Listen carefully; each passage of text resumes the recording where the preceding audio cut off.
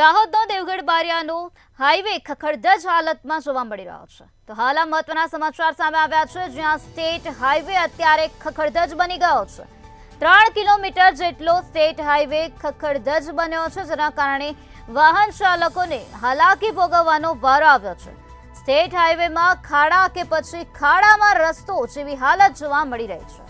ખખડધજ બનેલા રસ્તાને લઈ વાહન ચાલકો અત્યારે हैरान परेशान થઈ ગયા છે। ત્યારે ખાડામાં પાણી ભરાતા વાહન ચાલકોને હાલાકી ભોગવવાનો વારો આવ્યો છે।